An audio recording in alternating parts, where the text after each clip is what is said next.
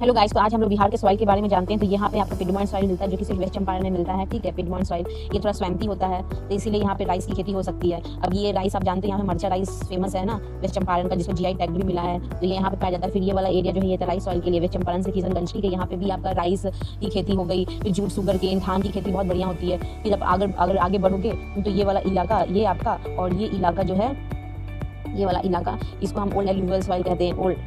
Old है ना, alluvial soil कहते हैं, या भांगर सॉइल भी कहते हैं, है ना। तो ये सॉइल होता है। यहाँ पे अगर लाइम अगर भांगर सॉइल में ऐड कर दिया जाए तो ये बाल सुंदरी सॉइल बन जाता है।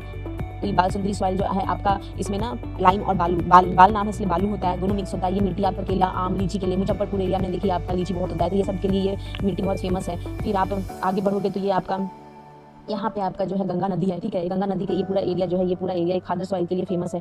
तो खादर सॉइल जो है आपका, इसको नई मिट्टी भी कहते हैं ना। सालों साल जब भी नदियाँ जो है अपना पानी ना इसमें देती है, तो यहाँ पे ना ये इसकी जो मिट्टी अपने साथ जो नदियाँ मिट्टी लेके आती है वो बहुत फर्टिलाइज्ड मिट्टी होती है, और बिना फर्टिलाइजर के भी बहुत बम्पर फसल देगी। ठीक है, अब ये आपका मुजफ्फरपुर, दरभंगा, सहरसा ये सब एरिया में पूरा फैला हुआ है। अब खादर मिट्टी में आप धान, गेहूं, मक्का, दलहन, जूट ये सब की खेती कर सकते हो, जैसे जूट पूर्णिया कटिहार के एरिया में। ठीक है, तो ये बहुत उपजाऊ मिट्टी होती है। फिर अब आप आगे अगर बढ़ते हो तो आपका ये वाला एरिया जो है इसको हम रेड सैंडी सॉइल कहते हैं। ठीक है, और ये वाला एरिया जो है इसको हम रेड एंड येलो सॉइल कहते हैं। रेड एंड येलो सॉइल इसलिए क्योंकि यहाँ पे आयरन से मिलके ये रेड सॉइल जो है येलो बन जाता है। ठीक है, और ये वाला एरिया जो है आपका, ये कढ़ाई केवल सॉइल कहता है। इसको क्या होता है, कढ़ाई केवल सॉइल कहते हैं। ये साउथ बिहार में आपका शाहाबाद से लेके पटना, गया, मुंगेर तक पूरा फैला हुआ है। अब ये मिट्टी ना, इसमें ये थोड़ी सी आपकी हैवी मिट्टी होती है, चिकनी मिट्टी होती है, इसमें ना पानी सोखने की बहुत क्षमता होती है, तो इसलिए ये राइस और वीट दोनों के लिए बहुत उपजाऊ होती है कढ़ाई केवल सॉइल।